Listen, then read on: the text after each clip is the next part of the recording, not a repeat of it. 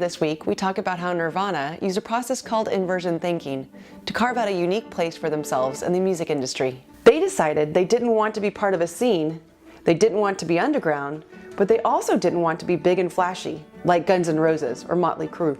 So Nirvana looked at this and thought, okay, how do we flip this? The answer?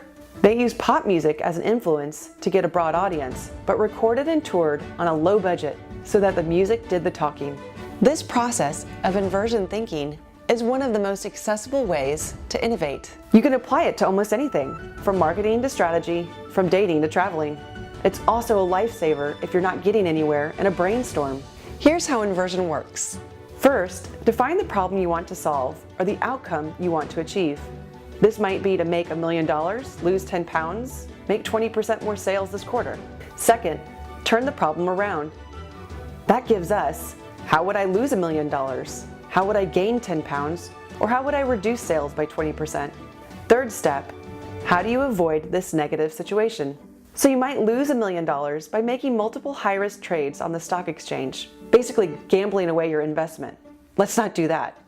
I would gain 10 pounds if I started driving to work rather than walking or getting takeout twice a week. And I'd lose sales by halving my advertising budget or adding 3 extra steps to the sales process.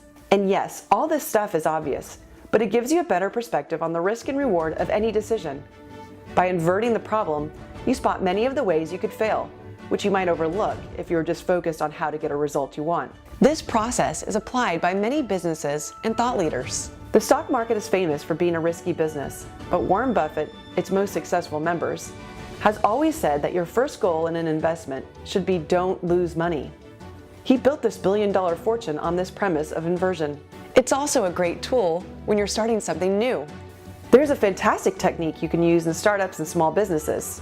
Get the team together and say, okay, it's 1 year in the future.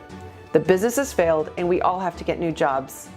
This is a meeting where we discuss why that happened. What you're doing is giving everyone the freedom to be negative. They won't feel like they're complaining or being difficult. The whole point is to talk about problems and then work out which ones pose the biggest threat. And you might even spot how to fix the smaller problems, as maybe people weren't aware of them before. So I hope you could apply this to some problem that you're facing, rather than throwing up your arms and using Cobain's words, oh well, whatever, never mind.